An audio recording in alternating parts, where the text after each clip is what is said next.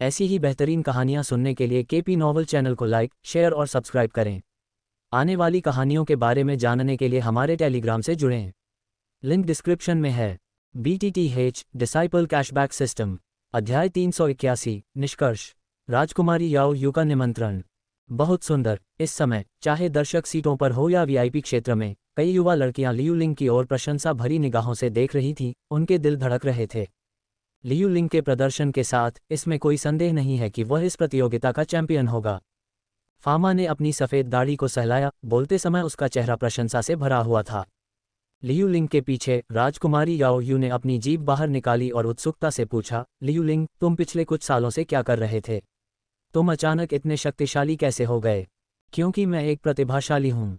राजकुमारी के सवाल पर लियू लिंग ने थोड़ा कंधे उचकाए, फिर पत्थर के मंच पर सामान को व्यवस्थित करना शुरू कर दिया।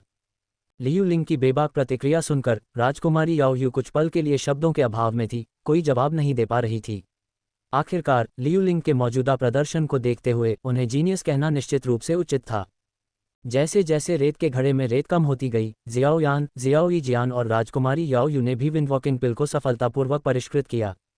हालांकि कई प्रतिभागियों को लियू लिंग से प्रेरित होने के बाद एहसास हुआ कि गोली के नुस्खे में कुछ समस्या थी। विंडवॉकिंग पिल अभी भी 1 या 3 गोली थी। आमतौर पर 5 में से केवल 1 या 2 कीमियागर इसे परिष्कृत करने में कामयाब हो सकता है, और यहाँ तक कि नए उन्नत या 3 कीमियागर भी कभी कभी असफल हो जाते हैं। इसलिए जब तक घड़े खत्म हो गए, तब तक 40 से कम लोगों ने विंडवॉकिंग पिल को सफलतापूर्वक परिष्कृत किया था। ये 40 व्यक्ति प्रतियोगिता के अंतिम दौर में ध्यान का केंद्र बन गए, जहां अंतिम चैंपियन और शीर्ष 10 का निर्धारण किया जाएगा। परीक्षा का समय समाप्त होने के बाद इसके बाद नियमित परीक्षण हुआ। जैसा कि अपेक्षित था, लियू लिंग द्वारा परिष्कृत की गई गोली एक बार फिर पहले दौर की तरह ही उच्चतम गुणवत्ता के रूप में रैंक की गई। इससे जियाओ यान को गहरी निराशा हुई।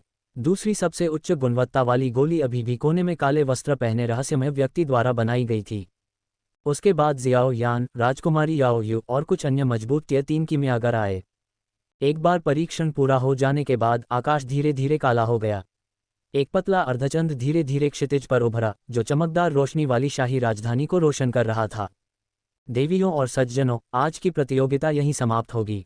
मैं सभी प्रतिभागियों को आज रात अच्छी तरह से आराम करने के लिए प्रोत्साहित करता हूं। कल टूर्नामेंट का अंतिम दौर है, जहां चैंपियन का फैसला किया जाएगा। इसलिए आप जो भी करें, किसी भी चीज़ को भाग लेने से न रोकें। इसे मिस करना जीवन भर का पछतावा होगा। फामा ने दिल खोलकर हंसते हुए घोषणा की। फामा द्वारा आज के मूल्यांकन के अंत की घोषणा सुनकर सभी ने राहत की सांस ली। 2 दौर काफ़ी थका देने वाले थे। लियू लिंग ने अपने बर्तन को अपने स्टोरेज रिंग में रख दिया, कोने में काले वस्त्र पहने व्यक्ति की ओर देखा। उसे लगातार लग रहा था कि यह व्यक्ति उस पर पूरा ध्यान दे रहा था। जहां तक जियाओ यान का सवाल है, उसने जल्दी से अपना सामान समेटा और कार्यक्रम स्थल से निकल गया।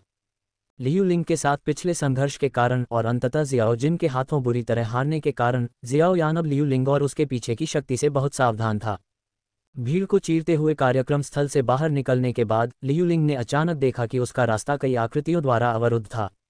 राजकुमारी याओ यू और मित्तल परिवार से याफी के साथ उसकी नज़र में आ गई। लियू लिंग, बधाई हो, आपने बहुत शानदार प्रदर्शन किया। मुझे यकीन है कि आप कल के अंतिम दौर में शानदार परिणाम हासिल करेंगे। राजकुमारी याओ यू ने लियू लिंग को गर्मजोशी से मुस्कुराते हुए देखा। वह और लियू लिंग के बीच ज़्यादा बातचीत नहीं होती थी और वे विशेष रूप से परिचित नहीं थे। हालांकि शाही परिवार में जन्म लेने और उत्तराधिकारी के रूप में चुने जाने के कारण उसे सभी मामलों में शाही परिवार के हितों पर विचार करना था। इससे पहले जियाओ यान ने असाधारण रूप से अच्छा प्रदर्शन किया था, इसलिए उसने उसे जीतने की कोशिश की थी। अब जब लियू लिंग ने और भी बेहतर प्रदर्शन किया था, तो वह उसके साथ भी अच्छे संबंध बनाने के लिए उत्सुक थी। राजकुमारी याओ यू, चलो कल के मामले कल के लिए छोड़ देते हैं। हालांकि मुझे पता है कि मैं चैंपियनशिप जीतूंगी, लेकिन मैंने अभी तक इसका दावा नहीं किया है, इसलिए जल्दी से बात न करना ही बेहतर है। लियू लिंग की बधाई के शब्दों पर प्रतिक्रिया उल्लेखनीय रूप से शांत थी। हालांकि लियू लिंग के शांत शब्दों से राजकुमारी याओ यू को उसके स्थिर आत्मविश्वास का एहसास हो सकता था, जो कि जियाओ यान के व्यक्तित्व से बिल्कुल अलग था। चाहे जियाओ यान को किसी भी स्थिति का सामना करना पड़े, वह हमेशा विनम्रता से जवाब देता था। दूसरी ओर लियू लिंग को ऐसी चीज़ों की परवाह नहीं थी और वह खुलकर अपनी बात कहता था। ठीक है। लियू लिंग की बातें सुनकर राजकुमारी याओ यू कुछ पल के लिए असमंजस में पड़ गई। उसके चेहरे पर थोड़ी असहजता दिख रही थी और वह मुस्कुराने की कोशिश कर रही थी। ये देखकर याफी ने जल्दी से कहा, लियूलिंग, राजकुमारी याओ यू ने आज रात आपके और छोटी राजकुमारी के लिए भोज का आयोजन किया है। इसकी कोई ज़रूरत नहीं है। मुझे आज रात अपने गुरु से मिलने के लिए यूनलान संप्रदाय में वापस जाना है। याफी की बात पूरी होने से पहले ही लियूलिंग ने उसे बीच में रोकते हुए अपना हाथ हिलाया। फिर वह मुड़ा और दूसरी गली में चला गया।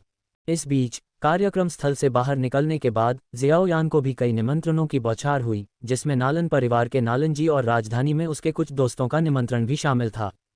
मजे की बात यह है कि जियाओयान ने भी लियूलिंग जैसा ही फैसला किया और किसी भी भोज में शामिल न होने का फैसला किया। सड़क पर चलते हुए जियाओयान उस सराय की ओर चल पड़ा जहां वह ठहरा हुआ था। रास्ते में उसके आसपास के लोगों की प्रशंसा भरी निगाहों और फुसफुसाहटों ने उसे सिरदर्द दे दिया। इसे सहन न कर पाने के कारण उसने अपनी गति तेज कर दी, कुछ गलियों में मुड़ा और अंत में सराय में घुस गया, सीधे अपने कमरे की ओर बढ़ गया। अंदर जाते ही जियाओयान ने अपने पीछे का दरवाज़ा बंद किया, उस पर झुक गया और एक लंबी सांस छोड़ी। अपने माथे को रगड़ते हुए वह थोड़ा थका हुआ लग रहा था। हालांकि मूल्यांकन के 2 दौर सतह पर सरल लग रहे थे, लेकिन छिपी हुई जटिलताएं उसके दिमाग पर बहुत बुरा असर पड़ा था। इस प्रतियोगिता से दबाव बहुत बढ़ गया था। लियूलिंग का अचानक उदय और रहस्यमयी काले वस्त्रधारी आकृति की असाधारण शक्ति दोनों ने ही जबरदस्त ताकत दिखाई थी। सबसे महत्वपूर्ण बात, याओ लाओ से जियाओयान को पता चला कि इन दोनों व्यक्तियों में स्वर्गीय ज्वालाएं थीं। जैसे ही जियाओयान ने टूर्नामेंट के विवरण पर विचार किया, एक छाया चुपचाप उस सराय के पास दिखाई दी जहां वह रह रहा था। याओ लाओ, जो जियाओयान की अंगूठी से स्थिति की निगरानी कर रहा था, उसे लंबे समय से काले वस्त्रधारी आकृति की हरकतों के बारे में पता था, लेकिन उसने अभी तक जियाओयान को इसका उल्लेख नहीं किया था। जियाओयान, ज्यादा सोचना बंद करो, अपने प्रशिक्षण पर ध्यान केंद्रित करो और दिन के दौरान इस्तेमाल किए गए डुक्यू को फिर से भर लो। भले ही तुम उन 2 विलक्षण लोगों के खिलाफ पहला स्थान न जीतो, लेकिन ये दुनिया का अंत नहीं है। अपने आप पर इतना दबाव मत डालो। याओ लाओ की आवाज़ गूंजी, जियाओयान के भीतर पनप रही जटिल भावनाओं को महसूस करते हुए। याओ लाओ के दिलासा देने वाले शब्दों को सुनकर जियाओयान ने अपना संयम वापस पाया और कहा, गुरु, मैं इसे अपने ऊपर हावी नहीं होने दूंगा। इसके अलावा कल का मैच अभी शुरू भी नहीं हुआ है, मैं शायद हार न जाऊं। हाँ, अब मैं जिद्दी जियाओयान को जानता हूँ। याओ लाओ ने संतुष्टि के साथ अपनी दाढ़ी को सहलाया। अध्याय 382, जियोई जियान का पीछा किया जा रहा है। कार्यक्रम स्थल से निकलने के बाद जियोई जियान शहर में एक निश्चित सराय की ओर चली गई। हालांकि जैसे जैसे रात गहराती गई, व्यस्त सड़कों पर उसने देखा कि 3 परछाइयां उसके पीछे पीछे आ रही हैं। ये 3 बूढ़े आदमी क्या करने की कोशिश कर रहे हैं? अपनी मौजूदा ताकत के साथ जियोई जियान आसानी से समझ सकती थी कि उसके पीछे चल रहे 3 लोग वही 3 डू सम्राट विशेषज्ञ थे जो दिन के दौरान ऊंचे मंच पर बैठे थे। यह महसूस करते हुए कि उसका पीछा किया जा रहा है, जियोई जियान ने अपनी गति तेज कर दी और जल्द ही एक सुनसान गली में प्रवेश कर गई। बाहर आओ। एक बार शांत गली में जियोई जियान मुड़ी और अपने पीछे खड़े लोगों की ओर ठंडे स्वर में चिल्लाई, तो ये वास्तव में एक महिला है। उसकी तीखी आवाज़ सुनकर फामा, जिया जिंगतियान और हाई बोडोंग ने एक दूसरे को देखा। अचानक उन्हें सच्चाई का एहसास हुआ। ये जानते हुए कि उन्हें खोज लिया गया है, तीनों ने अब छिपने की जहमत नहीं उठाई। वे छतों से नीचे उतरे और जियाओई जियान के सामने लगभग 10 मीटर की दूरी पर उतरे। जिया जिंगतियान आगे चल रही थी, जोर से बोली, छोटी लड़की, तुम्हारी ताकत बहुत प्रभावशाली है। तुम वास्तव में हम तीनों बूढ़ों को महसूस करने में कामयाब रही। मेरे संप्रदाय की ताकत ऐसी चीज़ नहीं है जिस पर तुम तीनों टिप्पणी कर सकते हो। अगर तुम होशियार हो तो वापस जाओ जहां से तुम आए हो।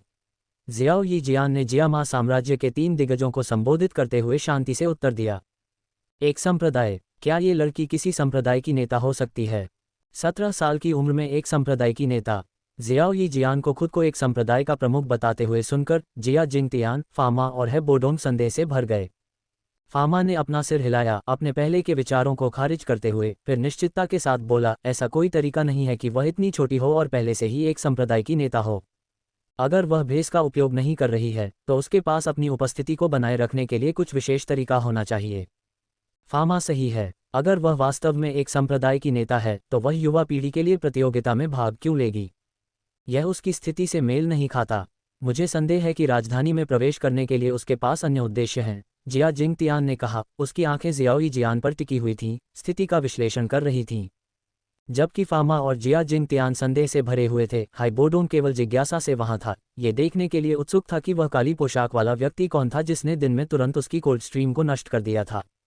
फामा के साथ नजरें मिलाने के बाद जिया जिंगतियान ने जियाओई जियान से कहा, कल की प्रतियोगिता को सुचारू रूप से आगे बढ़ाने के लिए हमें आपकी टोपी उतारने और अपना असली रूप दिखाने की ज़रूरत है। हे, अगर तुम में हिम्मत है तो और इसे खुद उतारो। जिया जिंगतियान की मांग सुनकर जियाओ यीजियान ने उपहास किया। तुम मुझे कार्रवाई करने के लिए मजबूर कर रहे हो। जिया जिंगतियान, जो स्वाभाविक रूप से उग्र स्वभाव का था, शाही परिवार की रक्षा में अपनी भूमिका के कारण सतर्क हो गया था, जिससे उसे चीज़ों के बारे में अधिक गहराई से सोचने पर मजबूर होना पड़ा। हालांकि राजधानी के भीतर काले रंग के इस रहस्यमय और शक्तिशाली व्यक्ति की उपस्थिति एक संभावित खतरे की तरह लग रही थी, जिसे किसी भी अप्रत्याशित परेशानी के आने से पहले संबोधित करने की आवश्यकता थी। जैसे ही जिया जिंगतियान ने बोलना समाप्त किया, उसकी आकृति चमक उठी और वह तेजी से जियाओ यीजियान के पास पहुंच गया। उसके हाथ में पीली डुकी हुई थी और वह उसके सिर पर टोपी लेने के लिए आगे बढ़ा। हम्फ, जिया जिंगतियान की हरकतों को देखकर जियाओ यीजियान एक इंच भी नहीं हिली और स्थिर खड़ी रही। उसने शांति से अपना हाथ उठाया और ग्रे डू क्यूई की एक किरण सीधे उसकी ओर भेजी। ग्रे डू क्यूई के भीतर की शक्ति को महसूस करते हुए, जो उसकी खुद की शक्ति से कमज़ोर नहीं थी, जिया जिंगतियान की पुतलियां सिकुड़ गईं। उसकी आगे बढ़ती हुई आकृति धीमी हो गई और उसके सामने तेजी से मिट्टी की एक मोटी दीवार खड़ी हो गई। धमाका! ग्रे डू क्यूई किरण मिट्टी की दीवार से टकराई, जिससे ऊर्जा का एक जोरदार विस्फोट हुआ। जिया जिंगतियान की डू क्यूई पृथ्वी तत्व वाली थी, जिससे उसे एक मजबूत बचाव मिला। कई वर्षों तक डू सम्राट के शिखर पर पहुंचने के बाद उसकी डू क्यूई जियाओ यीजियान की तुलना में बहुत अधिक ठोस थी। नतीजतन उसके हमले का सामना करने के बाद दीवार लगभग बरकरार रही। ओह, मैंने तुम्हें कम आंका। मुझे उम्मीद नहीं थी कि तुम्हारे पास इतनी ताकत होगी। हालांकि जिया जिंगतियान ने जियाओ यीजियान के हमले को सफलतापूर्वक रोक दिया, लेकिन वह, उसके पीछे फामा और हेबोडोन के साथ, सभी गहरे आश्चर्य से भर गए। किसी दूसरे देश से एक उच्च स्तरीय डू सम्राट किसी तरह बिना किसी की नज़र में आए शाही राजधानी में घुस गया था और यहाँ तक कि अल्केमिस्ट ग्रैंड मीटिंग में भी खुलेआम दिखाई दिया था। यह विडंबना से कम नहीं था। बूढ़ी जिया, क्या तुम्हें उसकी डू क्यूई में कुछ असामान्य नहीं लगा? जिया जिंगतियान के पीछे खड़े फामा ने अपनी भौहें सिकुड़ी और जिया जिंगतियान और जियाओ यीजियान के बीच आदान प्रदान को देखने के बाद उसे याद दिलाया। जिया जिंगतियान ने पहले चुयुन साम्राज्य के कई विशेषज्ञों से लड़ाई की थी, इसलिए वह जहरीली डू क्यूई से बहुत परिचित था। हालांकि पहले अपनी केंद्रित अवस्था में यह उसके दिमाग में नहीं आया था। अब फामा की याद दिलाने पर उसे तुरंत परिचित अनुभूति याद आ गई। जहर की तकनीक, क्या तुम चुयुन साम्राज्य से हो? चुयुन साम्राज्य में कोई महिला संप्रदाय गुरु नहीं है न? जिया जिंगतियान की निगाहें भयंकर हो गईं और उसने जियाओ यीजियान को घूरते हुए देखा। उसकी आवाज़ तीखी थी। हाँ, बूढ़े आदमी, सिर्फ इसलिए कि तुम चुयुन साम्राज्य में किसी महिला संप्रदाय गुरु के बारे में नहीं जानते, इसका मतलब यह नहीं है कि वहाँ कोई नहीं है। तुम बस बहुत अज्ञानी हो। जियाओ यीजियान ने हल्के से ठहाका लगाया। उसे जहर गुरु होने के उनके संदेह से बिल्कुल भी फर्क नहीं पड़ा। अपनी मौजूदा ताकत के साथ, भले ही फामा और हेबोडोन युद्ध में जिया जिंगतियान के साथ शामिल हो जाएं, उसके पास उनसे डरने का कोई कारण नहीं होगा। ठीक है, चूंकि तुम जहर गुरु होने की बात स्वीकार करते हो, तो तुम हमें जियामा साम्राज्य की अपनी यात्रा का उद्देश्य भी बता सकते हो? फामा ने भौहें सिकोड़ते हुए पूछा। मेरा उद्देश्य, स्वाभाविक रूप से, यह अल्केमिस्ट ग्रैंड मीटिंग में भाग लेना है। क्या तुम मुझे सिर्फ इसलिए बाहर करने की योजना बना रहे हो क्योंकि मैं एक जहर मास्टर हूं, जबकि प्रतियोगिता कथित तौर पर सभी कीमियागरों के लिए खुली है? जियाओ यीजियान ने उपहास किया। उसकी प्रतिक्रिया सुनकर फामा का चेहरा काला पड़ गया। एक लंबे विराम के बाद उसने धीरे से कहा, बिल्कुल नहीं।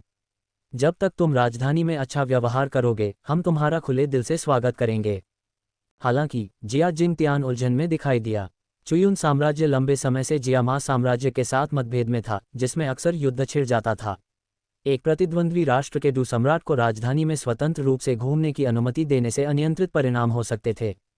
कुछ विचार विमर्श के बाद जिया जिंगतियान ने जियाओ यीजियान के खिलाफ कार्रवाई करने से बचने का फैसला किया, लेकिन उसने एक सख्त चेतावनी जारी की। तुम्हें बेहतर व्यवहार करना चाहिए, या मैं सुनिश्चित करूंगा कि तुम कभी भी जियामा साम्राज्य को न छोड़ो। हे, मैं जो करता हूं वह तुम्हारा काम नहीं है। अगर तुम मुझे उकसाओगे तो तुम परिणामों को झेल नहीं पाओगे। जिया जिंगतियान की धमकी के जवाब में जियो यीजियान ने अपना नाजुक सफ़ेद हाथ उठाया, हवा में एक छोटा सा इशारा किया और फिर दूर हो गई। अब उसने तीनों पुरुषों पर ध्यान नहीं दिया। अध्याय 383, टूर्नामेंट से पहले की तैयारियां। फामा की रात में जियाओ यान से मुलाकात। जियाओ यीजियान को धीरे धीरे नज़रों से ओझल होते हुए देखते हुए जिया जिंगतियान, फामा और हेबोडोन अपनी जगह पर ही जड़वत खड़े रहे और उसे रोकने की कोई कोशिश नहीं की। थोड़ी देर बाद जिया जिंगतियान अचानक फामा की ओर मुड़ी और बोली, फामा, उसके जैसी कोई, शायद एक प्राचीन राक्षस, अल्केमिस्ट टूर्नामेंट के फाइनल में पहुंच गई है। तुम्हें ज़रूर चिंता होनी चाहिए। अगर वह चैंपियनशिप जीत जाती है तो जिया मा साम्राज्य में तुम्हारे अल्केमिस्ट एसोसिएशन की प्रतिष्ठा दांव पर लग जाएगी। बूढ़ी जिया, जहां तक मैं देख सकता हूं तुम मुझसे ज्यादा बेहतर स्थिति में नहीं हो। उस व्यक्ति की ताकत तुम्हारी ताकत के बराबर है और न तो मैं और न ही ओल्ड आइस उसका मुकाबला कर सकते हैं। यही कारण है कि तुमने कोई और कदम नहीं उठाया है न। अगर वह शाही राजधानी में हंगामा मचाती है तो तुम्हारे शाही परिवार को सिरदर्द होगा। जिया जिंगटियन की बातें सुनकर फामा ने गहरी सांस ली। जिया जिंगटियन का चेहरा काला पड़ गया और उसने गंभीर स्वर में कहा, मैं जल्द से जल्द चुयून साम्राज्य में किसी को उसकी पहचान की जांच करने के लिए भेजूंगा।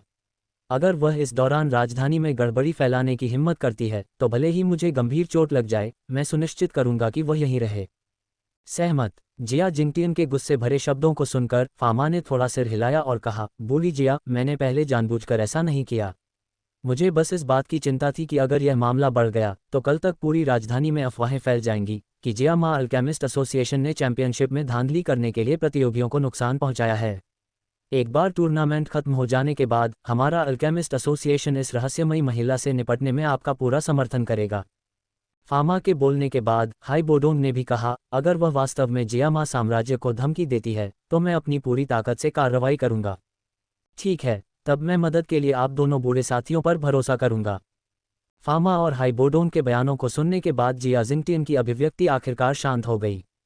बूढ़ी जिया, ये सुनिश्चित करने के लिए कि कोई चूक न हो, मेरा सुझाव है कि आप कल टूर्नामेंट के बाद यूनलैंड संप्रदाय का दौरा करें और गुहे से मिलें। अचानक ये सुझाव देने से पहले हाई बोडोंग एक पल के लिए झिझके। गुहे, उसे अभी क्यों लाया? क्या आपको लगता है कि वह इस मामले में कोई मदद कर सकता है? हाँ, गुहे शायद छठे दर्जे का कीमियागर हो, लेकिन उसकी साधना केवल एक राजा की है। वह क्या मदद कर सकता है? हालांकि मैंने नालन जी से सुना है कि यूनलैंड संप्रदाय के युवा संप्रदाय गुरु यून ने पिछले कुछ वर्षों में ताकत में बहुत प्रगति की है। जिया जिंगटियन और फामा दोनों ने हाई बोडोंग के सुझाव को खारिज करते हुए जवाब दिया। मानो या न मानो, गुहे की असली ताकत वह नहीं है जो दिखती है, और सिर्फ लियू लिंग के पास ही स्वर्गीय ज्वाला नहीं है। गुहे के पास जो है वह कहीं ज्यादा शक्तिशाली हो सकती है। हाई बोडोंग ने गुहे का रहस्य उजागर किया ताकि उन्हें यकीन दिलाया जा सके। क्या गुरु और शिष्य दोनों के पास स्वर्गीय ज्वालाएं हैं?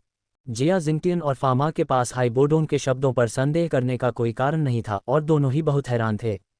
मैंने शुरू में सोचा था कि लियू लिंग अपने प्रशिक्षण के दौरान सिर्फ ग्रीन लोड स्कोर फ्लेम पर ठोकर खा गया था, लेकिन अब ऐसा लगता है कि गुहे ने ये खजाना अपने प्रिय शिष्य को उपहार में दिया है। फामा ने अपने शुरुआती सदमे से उबरते हुए अनुमान लगाया। इस बीच जिया जिंगटियन अभी भी हाई बोडोंग के शब्दों पर विचार कर रहा था। थोड़ी देर बाद उसने संकोच से पूछा, बूढ़ी बर्फ, क्या तुम्हें लगता है कि गुहे की ताकत तुम्हारी ताकत से ज्यादा है? हाई बोडोंग ने स्पष्ट रूप से उत्तर दिया, उसकी गहराई अथाह है।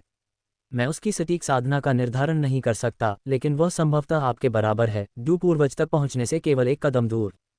उस स्थिति में मुझे निश्चित रूप से गुहे से मिलने का अवसर मिलना चाहिए। थोड़ी देर तक बातचीत करने के बाद जिया मा साम्राज्य के 3 प्रभावशाली व्यक्ति रात के अंधेरे में बिखर गए। जिया जिंगटियन और है बोडोंग से अलग होने के बाद फामा ने अपने अधीनस्थों से एक सुराग का अनुसरण किया, अंततः जियाओ यान के निवास को खोज निकाला। फामा के दिमाग में कल के अल्केमिस्ट टूर्नामेंट के लिए उस रहस्यमय काले वस्त्र वाले व्यक्ति से मुकाबला करने में सक्षम एकमात्र व्यक्ति लियू लिंग के अलावा, जो पहले ही यूनलैंड संप्रदाय के लिए निकल चुका था, जियाओ यान था। इस प्रकार उसने जियाओ यान से पहले ही मिलने का फैसला किया ताकि उसे कुछ निर्देश दे सकें। जब फामा जियाओ यान की सराय के बाहर पहुंचा था तो जियाओ यान ने याओ लाओ के इशारे से उसकी उपस्थिति को पहले ही भांप लिया था। हालांकि जियाओ यान ने ऐसा दिखावा किया जैसे उसने कुछ भी नोटिस नहीं किया हो। थोड़ी देर में जियाओ यान के कमरे के बाहर से एक बुजुर्ग की खांसी की आवाज़ गूंजी। ये फामा था। खांसी, खांसी, मेरे युवा मित्र यान जियाओ, ये बूढ़ा व्यक्ति बिना बुलाए आया है और आपसे कुछ चर्चा करना चाहता है। फामा की बातें सुनकर जियाओ यान के चेहरे पर थोड़ी उलझन दिखी। ये देखते हुए कि फामा ने दिन के दौरान याओ लाओ की उपस्थिति को भांप लिया था, जियाओ यान कुछ हद तक सतर्क रहा। हालांकि जिया मा साम्राज्य के कीमियागर संघ के अध्यक्ष के रूप में फामा व्यक्तिगत रूप से आए थे और जियाओ यान के पास मना करने का कोई अच्छा कारण नहीं था। क्रेग, राष्ट्रपति फामा, आपकी यात्रा यान जियाओ के लिए सम्मान की बात है। कृपया अंदर आएं। याओ लाओ की स्वीकृति प्राप्त करने के बाद जियाओ यान ने धीरे से दरवाज़ा खोला और फामा को अपने कमरे में आमंत्रित किया। मेज़ के पास बैठे जियाओ यान ने जल्दी से फामा के लिए एक कप चाय डाली। फामा ने इस साधारण सराय की चाय की परवाह न करते हुए एक घूंट लिया। उसकी नज़र जियाओ यान पर टिकी रही और वह मुस्कुराया और बोला, युवा मित्र यान जियाओ, सच में युवावस्था से ही नायक निकलते हैं। इस साल के अल्केमिस्ट टूर्नामेंट के लिए आप संभवतः चैंपियनशिप के सबसे मजबूत दावेदारों में से एक हैं। बुरेफा, तुम मेरी चापलूसी करते हो। फामा की प्रशंसा के बावजूद जियाओ यान विनम्र रहा और गंभीरता से जवाब दिया, अगर मैं कुछ मदद कर सकता हूं, जब तक कि वह मेरी क्षमताओं के भीतर है, तो यान जियाओ मना नहीं करेगा। हे, मुझे यकीन है कि आप पहले ही अनुमान लगा चुके हैं, मेरी यात्रा मुख्य रूप से कल के फाइनल के बारे में है, फामा ने मुस्कुराते हुए कहा। फाइनल? जियाओ यान ने आश्चर्यचकित होकर पूछा। हाँ, आज सुबह उस काले वस्त्र वाले व्यक्ति की पहचान की पुष्टि हो गई है, वह चुयुन साम्राज्य से है, फामा ने स्पष्ट रूप से कहा। चुयुन साम्राज्य से कोई? बुरेफा, क्या आपको चिंता है कि चुयुन साम्राज्य का कोई व्यक्ति जियामा अल्केमिस्ट टूर्नामेंट की चैंपियनशिप जीत सकता है? जियाओ यान ने फामा की चिंताओं को तुरंत समझ लिया। बिल्कुल, सिर हिलाते हुए फामा ने अपनी दाढ़ी को सहलाया और सोच समझकर कहा, मैं आज रात यहाँ कल की प्रतियोगिता को थोड़ा और सुरक्षित बनाने के लिए आया हूँ।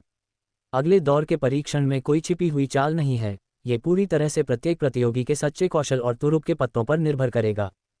उस दौर में आपको अपनी क्षमताओं का प्रदर्शन करने की पूरी आज़ादी होगी। सामग्री सहित सब कुछ आपको खुद ही तैयार करना होगा।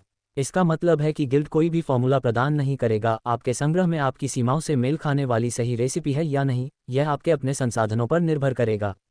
और भले ही आपके पास कोई रेसिपी हो, आपको गोली को परिष्कृत करने के लिए आवश्यक सामग्री की भी आवश्यकता होगी। अगर नहीं, तो यह आपकी तरफ से सिर्फ दुर्भाग्य होगा। फामा ने अपने हाथ फैलाए और शरारती ढंग से हंसा। अध्याय 384, अंतिम परीक्षा शुरू होती है। लानत है। एक पल के बाद जियाओ यान खुद को कोसने से नहीं रोक सका। अगर फामा ने आज उसे पहले से नहीं बताया होता तो कल की परीक्षा के लिए वह उच्चतम स्तर की गोली की रेसिपी का इस्तेमाल कर सकता था जो याओ लाओ ने उसे पहले सिखाई थी। हालांकि ऐसे निम्न स्तर के व्यंजनों के साथ अन्य प्रतियोगियों के संग्रह को पार करना लगभग असंभव होगा। इसके अलावा तथ्य यह है कि प्रतियोगिता के लिए आवश्यक सामग्री खुद ही उपलब्ध करानी थी, जिसने जियाओ यान को मुश्किल में डाल दिया। हालांकि जियाओ यान को अब फामा से यह जानकारी पता थी और याओ लाओ उसे रातों रात टियर 4 गोली की रेसिपी सिखा सकते थे, लेकिन रेसिपी के मुद्दे को हल करना आसान था। लेकिन उसे आवश्यक सामग्री कहाँ से मिलेगी? हालांकि यह परीक्षा कुछ हद तक भाग्य पर निर्भर करती है, लेकिन भाग्य भी व्यक्ति की ताकत का एक हिस्सा है न? फामा ने हंसते हुए कहा, मैं यहाँ ये देखने आया हूँ कि कल के लिए आपके पास कुछ कमी तो नहीं है। अगर आपके पास टियर 4 गोली की रेसिपी नहीं है तो ये बूढ़ा आदमी एक दे सकता है, साथ ही ज़रूरी सामग्री के 2 पूरे सेट भी दे सकता है। बेशक, अगर आपके पास पहले से ही टियर 4 की कोई जानी पहचानी रेसिपी है, लेकिन उसमें सामग्री की कमी है, तो मैं उसमें भी मदद कर सकता हूँ। ज़रूरी सामग्री के साथ टियर 4 रेसिपी देना। फामा की पेशकश सुनकर जियाओ यान खुद को लुभाने के लिए तैयार हो गया। हालांकि याओ लाओ भी टियर 4 रेसिपी दे सकता था, लेकिन मुफ्त ऑफर को न स्वीकार करना मूर्खता होगी। बिना किसी हिचकिचाहट के उसने जवाब दिया, बुरेफा, मेरे पास टियर 4 रेसिपी या सामग्री नहीं है। जियाओ यान की प्रतिक्रिया देखकर फामा की आंखों के कोने में एक बमुश्किल ध्यान देने योग्य मुस्कान चमक उठी। फिर उसने धीरे से कहा, टियर 4 रेसिपी और सामग्री कोई मुद्दा नहीं है, लेकिन आधार यह है कि आपको इसे परिष्कृत करने का आत्मविश्वास होना चाहिए। मुझे नुस्खा के ग्रेड और विशिष्ट आवश्यकताओं को जानना होगा, जियो यान ने थोड़ा अनिश्चित महसूस करते हुए उत्तर दिया। अपने वर्तमान स्तर पर टियर 3 गोलियों को परिष्कृत करना कोई समस्या नहीं थी, लेकिन टियर 4 गोलियों को परिष्कृत करना अधिक कठिन था, जिसकी सफलता दर काफ़ी कम थी। ये नुस्खा केवल टियर 4 वाला हो सकता है, लेकिन इसका मूल्य टियर 5 नुस्खा के बराबर है या उससे भी अधिक है। फामा ने हल्की मुस्कान के साथ कहा। उसने अपनी स्टोरेज रिंग को हल्के से थपथपाया और उसके मुरझाए हुए हाथ में एक जेट ब्लैक स्क्रॉल दिखाई दिया। यहाँ एक नज़र डालें, मुझे लगता है कि आपको ये पसंद आएगा। फामा ने मुस्कुराते हुए प्राचीन स्क्रॉल को जियो यान को सौंप दिया। जियाओ यान ने दोनों हाथों से स्क्रॉल को ध्यान से स्वीकार किया और धीरे धीरे इसे खोला, इसकी सतह पर दर्ज जानकारी को स्कैन किया। थरी मार्क ग्रीन स्पिरिट पिल, टियर 4 पिल। एक नियमित थरी मार्क ग्रीन स्पिरिट पिल एक डू प्रैक्टिशनर को डू ग्रैंड मास्टर बनने के लिए बाधा को तोड़ने में मदद कर सकती है। यदि कोई डू ग्रैंड मास्टर इसका सेवन करता है तो इससे उनकी शक्ति में 1 स्टार की वृद्धि होने की थोड़ी संभावना है, बिना किसी साइड इफेक्ट के जोखिम के। थरी मार्क ग्रीन स्पिरिट पिल 3 ग्रेड में आती है। प्रत्येक ग्रेड में गोली की सतह पर पिल लाइनों के एक चक्र द्वारा चिन्हित किया जाता है। यदि 3 लाइनें बनती हैं तो यह उच्चतम ग्रेड है। जब डू ग्रैंडमास्टर स्तर से नीचे के किसी भी व्यक्ति द्वारा लिया जाता है तो इसे सावधानी के साथ इस्तेमाल किया जाना चाहिए। यदि कोई डू ग्रैंडमास्टर यह गोली लेता है तो थोड़े समय के लिए 3 सितारा शक्ति प्राप्त करने की संभावना होती है, लेकिन बैकलैश का जोखिम भी होता है, जो संभावित रूप से उनकी शक्ति को 1 या 2 सितारों तक कम कर सकता है। हालांकि बैकलैश जीवन के लिए खतरा नहीं होगा।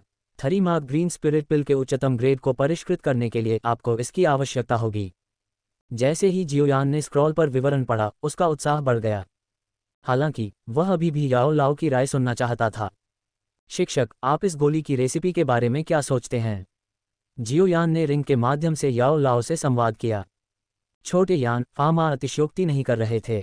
ये थरीमार्क ग्रीन स्पिरिट पिल टियर 4 की सबसे अच्छी गोलियों में से एक है और यह वास्तव में टियर 5 रेसिपी के बराबर है। कल की प्रतियोगिता के लिए मेरा सुझाव है कि आप इसे आजमाएं। भले ही आप 3 लाइनों वाली उच्चतम ग्रेड की गोली को परिष्कृत न कर सकें, फिर भी आपको पहला स्थान जीतने में सक्षम होना चाहिए। याओ लाओ ने अपनी स्वीकृति देते हुए उत्तर दिया। ठीक है, मैं आपकी सलाह का पालन करूंगा शिक्षक, जियोयान ने जवाब दिया। जैसे ही जियाओयान ने स्क्रॉल की सामग्री को पढ़ना समाप्त किया, उसके हाथों में जेट ब्लैक स्क्रॉल अचानक राख में बदल गया। ये गोली नुस्खा फामा से एक सरलीकृत प्रतिलिपि थी और इसे केवल एक बार पढ़ा जा सकता था, जिससे ये स्पष्ट हो गया कि यह बाद में राख में क्यों बदल गया। तो इसे परिष्कृत करने के बारे में आप कितने आश्वस्त हैं? फामा ने चिंता के साथ पूछा, ये जानते हुए कि जियाओयान ने नुस्खा पढ़ना समाप्त कर दिया था। लगभग 50%, जियाओयान ने एक अस्पष्ट अनुमान दिया। 50%, ये थोड़ा कम है, फामा ने जियाओयान की प्रतिक्रिया सुनने पर खुद से कहा, हालांकि उसने अपने विचारों को प्रकट नहीं होने दिया। इसके बजाय उसने बस इतना कहा, ठीक है, मैं आपको कल शुभकामनाएं देता हूं। उस काले पोशाक वाले व्यक्ति को दबाना सुनिश्चित करें। आपके दयालु शब्दों के लिए धन्यवाद, ओल्ड फा, जियाओयान ने सहजता से उत्तर दिया। सहायता प्राप्त करने के बाद वह शर्मीली नहीं बनने वाला था। फामा के दिल में लियूलिंग अभी भी चैंपियनशिप के लिए सबसे मजबूत दावेदार था। वह केवल ये सुनिश्चित करने के लिए जियाओयान के पास आया था कि चीजें यथासंभव सुचारू रूप से चले। कुछ अंतिम निर्देश देने के बाद फामा ने अपनी स्टोरेज रिंग से थरीमार्क ग्रीन स्पिरिट पिल को परिष्कृत करने के लिए आवश्यक सामग्रियों के 2 सेट निकाले और उन्हें जियाओयान को विदाई देने से पहले सौंप दिया। गोली के फॉर्मूले को याद करने के बाद जियाओयान ने रात के बाकी समय को शोधन प्रक्रिया पर विचार करते हुए बिताया। अगली सुबह जैसे ही आसमान में रोशनी होने लगी, हलचल भरा शहर एक विशाल मशीन की तरह जीवंत हो उठा, जो एकदम सही लय में काम कर रही थी। सड़कों पर भागते दौड़ते लोगों ने इस विशाल मशीन में ऊर्जा भर दी। उस दिन शहर में सबसे अधिक भीड़भाड़ वाली और जीवंत जगह आश्चर्यजनक रूप से विशाल रॉयल प्लाजा थी। कल की प्रतियोगिता ने दर्शकों पर एक स्थायी छाप छोड़ी थी और अधिक से अधिक लोग रोमांचकारी कीमिया प्रतियोगिता की ओर आकर्षित हुए। भले ही आसमान मुश्किल से चमक रहा था, लेकिन रॉयल प्लाजा के बाहर का क्षेत्र पहले से ही लोगों के समुद्र से भरा हुआ था। उनके सिर एक काले द्रव्यमान का निर्माण कर रहे थे जहां तक आंखें देख सकती थीं। जैसे जैसे समय बीतता गया, बादलों के बीच से सूरज की एक किरण निकली, जिसने विशाल शहर पर अपनी रोशनी डाली। जब सूरज आखिरकार उग आया, तो रॉयल प्लाजा के कसकर बंद किए गए दरवाजे धीरे धीरे खुले और बाहर भीड़ज्वार की तरह उमड़ पड़ी। जब जियाओयान प्लाजा में पहुंचा और प्रवेश द्वार पर लंबी लाइन देखी, तो वह एक पल के लिए स्तब्ध रह गया, फिर असहाय होकर अपना सिर हिलाया। उसने आह भरी, मुझे उम्मीद नहीं थी कि आज की भीड़ कल से भी ज्यादा पागल होगी। भाईयान जियाओ। जैसे ही जियाओयान लंबी लाइन को देख रहा था, नालन जी अचानक उसके बगल में आ गई। मार्शल नालन। जियाओयान ने स्वीकृति में थोड़ा सिर हिलाया। मेरे साथ आओ। एक प्रतियोगी के रूप में आपको नियमित लाइन में कतार में लगने की जरूरत नहीं है। नालन जी ने चारों ओर नजर घुमाए और जियाओयान को इशारा किया, फिर उसे प्लाजा के एक अलग प्रवेश द्वार की ओर ले गया। अध्याय 385, नालन यानरान प्रकट होता है। आश्चर्यजनक अंतिम नियम। नालन जी के पीछे पीछे जियाओयान कुछ दूर चला गया और धीरे धीरे शोर कम हो गया। एक कोने को पार करने के बाद जियाओयान ने पाया कि चौक के पीछे एक और साइड गेट था। इस गेट के बाहर 100 से ज्यादा पूरी तरह से हथियारबंद सैनिक तैनात थे, जो प्रवेश द्वार को मजबूती से रोक रहे थे। नालन मार्शल। जैसे ही नालन जी जियाओयान को गेट के पास ले गए, ड्यूटी पर मौजूद सभी सैनिकों ने सम्मानपूर्वक सलामी दी। सैनिकों की अनदेखी करते हुए नालन जी ने जियाओयान को गेट के अंदर ऐसे ले जाया जैसे कोई आसपास न हो। सैनिक उन्हें पहचानते हुए लग रहे थे, क्योंकि कोई भी उनके मार्ग को बाधित करने के लिए आगे नहीं बढ़ा। अंदर जाने के बाद जियाओयान कुछ देर तक आगे बढ़ता रहा, जब तक कि उसका नजरिया अचानक चौड़ा नहीं हो गया। उसने ऊपर देखा और पाया कि कल मूल्यांकन के 2 दौर पास करने वाले कई प्रतिभागी पहले से ही चौक में इकट्ठा हो गए थे, 2 या 3 के समूहों में बातचीत कर रहे थे। जियाओयान ने कई बार भीड़ को स्कैन किया, लेकिन लियूलिंग या छोटी राजकुमारी को नहीं देखा। आह भरते हुए उसने धीरे से वीआईपी स्टैंड की ओर देखा। जिस क्षण उसने देखा, उसकी निगाहें जम गईं। उसकी नज़र में लियूलिंग के बगल में एक सुंदर आकृति खड़ी थी, जिसने हल्के नीले रंग की पोशाक पहनी हुई थी। नालन यानरान। जियाओ यान का दिल धड़क उठा। 3 साल के समझौते के बाद से यह पहली बार था जब वह नालन यानरान को देख रहा था। वह लियू लिंग पहले से ही मेरी पहचान जानता है और चूंकि वह नालन यानरान के इतने करीब है, इसलिए शायद उसे पता हो कि मैं राजधानी में भी आ गया हूँ। अवर्णनीय भावनाओं की लहर महसूस करते हुए जियाओ यान ने एक कदम आगे बढ़ाया, चौक में चलने का इरादा किया। उस क्षण छोटी राजकुमारी, जिसने पिछले दिन उसके साथ प्रतियोगिता में भाग लिया था, ने उसके आगमन को देखा। वह मुड़ी और एक चमकदार मुस्कान के साथ आए और कहा, मिस्टर यानशियाओ, आप यहाँ बहुत जल्दी आ गए। छोटी राजकुमारी के अभिवादन ने तुरंत दूसरों का ध्यान आकर्षित किया। वीआईपी स्टैंड में कई लोगों ने अपनी नज़रें जियाओ यान की ओर घुमाईं, जिनमें नालन यानरान भी शामिल थे। जब नालन यानरान ने उसकी दिशा में देखा तो जियाओ यान को अचानक थोड़ी घबराहट महसूस हुई। सौभाग्य से नालन यानरान ने बस नज़र घुमाए और जल्दी से पीछे मुड़ गई, लियू लिंग के साथ अपनी बातचीत जारी रखी। उसकी प्रतिक्रिया, ऐसा लगता है कि वह अभी तक मेरी पहचान नहीं जानती है। उसकी प्रतिक्रिया से राहत महसूस करते हुए जियाओ यान ने सांस छोड़ते हुए अनुमान लगाया। आह छोटी राजकुमारी, तुम भी देर से नहीं आए हो।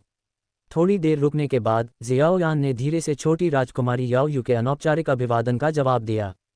हाँ भाई यानिक्सियाओ, मैं तुम्हें अभी यहीं छोड़ता हूँ। प्रवेश करने पर नालन जी ने भी वीआईपी सीटों पर लियू लिंग के बगल में खड़े नालन यानरान को देखा। नालन यानरान को ऐसे प्रतिभाशाली व्यक्ति के साथ देखकर नालन जी की अभिव्यक्ति जटिल हो गई, हालांकि ज्यादातर प्रसन्न थी। नालन जी के चले जाने के बाद जियाओ यान अपने घेरे में रहने वाले शिक्षक याओ लाओ से पूछे बिना नहीं रह सका, गुरु, क्या आप नालन यानरान के वर्तमान साधना स्तर का अनुमान लगा सकते हैं? ऐसा लगता है कि वह किसी तरह का खजाना लेकर जा रही है जो उसकी पूरी आभा को छुपाता है। अभी के लिए मैं भी उसके स्तर को नहीं समझ सकता, याओ लाओ ने जियाओ यान के सवाल पर अपना सिर हिलाते हुए जवाब दिया। तभी कई प्रमुख व्यक्ति फामा, जिया जिंगतियान और है बोडोन जियाओ यान के पास दिखाई दिए और धीरे धीरे मंच की ओर बढ़े। मंच पर पहुंचने पर तीनों ने वीआईपी सीटों पर बैठे लोगों पर एक नज़र डाली और फिर नीचे भीड़ की ओर देखने लगे। चुयुन साम्राज्य की रहस्यमयी आकृति अभी तक नहीं दिखी है। भीड़ को स्कैन करने के बाद फामा ने लिटिल डॉक्टर इम्मोर्टल को नहीं देखा और कुछ हैरान दिखे। लानत है, क्या हम सब उसकी चाल में फंस गए हैं? क्या वह दूसरी योजनाओं को अंजाम देने के लिए हमारे यहाँ इकट्ठा होने का फ़ायदा उठाने की योजना बना रही है? जिया जिंगतियान ने उत्सुकता से अनुमान लगाया। तुम दोनों किस बात की चिंता कर रहे हो? देखो, वह पहले से ही यहाँ है। जैसे ही जिया जिंगतियान और फामा के चेहरों पर चिंता दिखी, हाई बोडोन ने चौक में एक निश्चित स्थान की ओर इशारा किया और शांति से बोला। हाई बोडोन के निर्देश का पालन करते हुए जिया जिंगतियान और फामा की आंखें तुरंत चौड़ी हो गईं। वह यहाँ कब आए? अभी। वह एक पल पहले वहाँ नहीं थी और पलक झपकते ही वह किसी तरह चौक के ठीक बीच में प्रकट हो गई। उस समय न केवल ये दो बुजुर्ग जो काले वस्त्र पहने हुए व्यक्ति को ध्यान से देख रहे थे आश्चर्यचकित थे, बल्कि चौक को देख रहे कई दर्शक भी सवालों से भरे हुए थे। उन्हें नहीं पता था कि यह रहस्यमय व्यक्ति वास्तव में कब प्रकट हुआ था। अपनी उपस्थिति को छिपाने में इस व्यक्ति का कौशल उल्लेखनीय है। राजधानी में एक संभावित खतरा है। मुझे उम्मीद है कि जिन लोगों को हमने जानकारी इकट्ठा करने के लिए भेजा था वे जल्द ही वापस आएंगे। जिया जिंगतियान मदद नहीं कर सका, लेकिन आहें भरते हुए उसकी नज़र मंच पर लिटिल डॉक्टर इम्मोर्टल पर टिकी हुई थी। मुझे उम्मीद है कि लियू लिंग और यानिक्सियाओ अपनी जगह बनाए रख सकते हैं।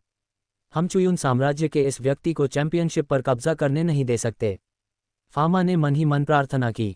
जैसे जैसे समय बीतता गया, लियू लिंग, जियाओ यान और छोटी राजकुमारी सहित और भी प्रतिभागी धीरे धीरे चौक में प्रवेश करते गए। जो लोग अब तक पहुंच चुके थे वे सभी बैठ गए, खुद को केंद्रित कर रहे थे और अपनी स्थिति को समायोजित कर रहे थे। जो बचे थे उनमें काफ़ी ताकत और धैर्य था। कोई भी मामूली चूक के कारण मूल्यांकन के इस अंतिम दौर से बाहर नहीं निकलना चाहता था। जैसे जैसे धधकता सूरज आसमान में ऊपर चढ़ता गया, चौक के दोनों तरफ पहले से ही घनी भीड़ से भर गए थे। डोंग। एक निश्चित क्षण में चौक के ऊपर एक तीखी घंटी लंबी और तेज गूंजी।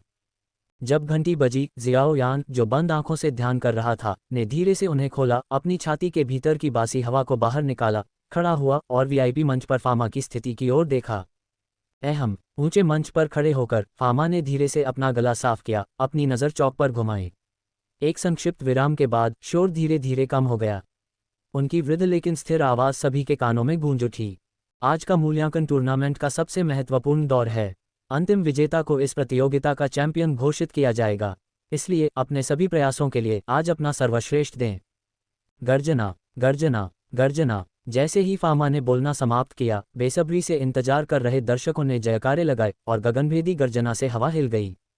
जैसे ही फामा की निगाह चौक पर पड़ी, उन्होंने अपने हाथ थोड़े ऊपर उठाए और गड़गड़ाहट का शोर धीरे धीरे कम हो गया। उनकी शक्तिशाली आवाज़ लंबे समय तक चौक पर गूंजती रही।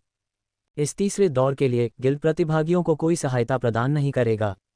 सब कुछ पूरी तरह से आपके अपने कौशल पर निर्भर होना चाहिए, जिसमें नुस्खा, सामग्री आदि शामिल हैं। इसका मतलब है कि आवंटित समय के भीतर आपको अपनी क्षमताओं के भीतर एक गोली को सफलतापूर्वक परिष्कृत करना होगा। अंतिम विजेता स्वाभाविक रूप से उनके द्वारा बनाई गई गोली के स्तर और व्यवहारिक मूल्य से निर्धारित होगा। अध्याय 386 याओ लाओ जियाओ यान कड़ाही सिर्फ एक औजार है। जैसे ही यह घोषणा उनके कानों में गूंजी, चौक में मौजूद ज्यादातर प्रतियोगी अचानक परीक्षा की जरूरतों से चौंक गए। कुछ देर के सदमे के बाद उनमें से कुछ का चेहरा पीला पड़ने लगा।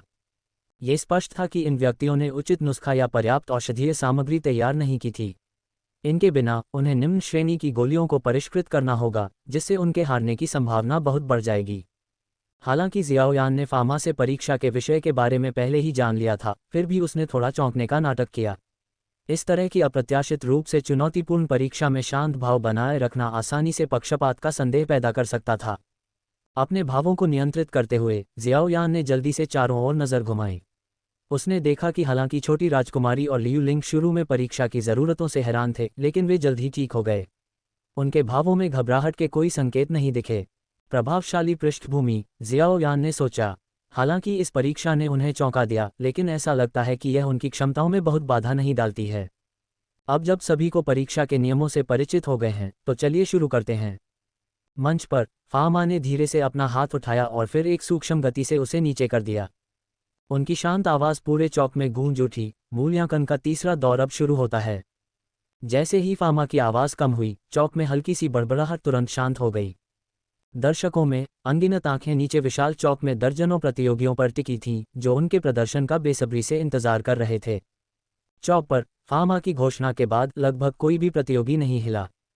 इसके बजाय वे चुप रहे, प्रत्येक गहरी सोच में डूबा हुआ था, मूल्यांकन के लिए अपने दृष्टिकोण पर विचार कर रहा था। लगभग 10 मिनट की चुप्पी के बाद छोटी राजकुमारी ने आखिरकार चुप्पी तोड़ी। उसके हाथ की एक लहर के साथ पत्थर के मंच पर एक प्राचीन नीली कड़ाही दिखाई दी, जिसमें एक हल्की शक्तिशाली आभा थी। कड़ाही को मंच पर बैठते हुए सुनकर जियाओयान ने थोड़ा भौहें सिकुड़ते हुए नजर डाली। वह जिस कड़ाही का इस्तेमाल कर रही थी, वह कल इस्तेमाल की गई कड़ाही से अलग थी।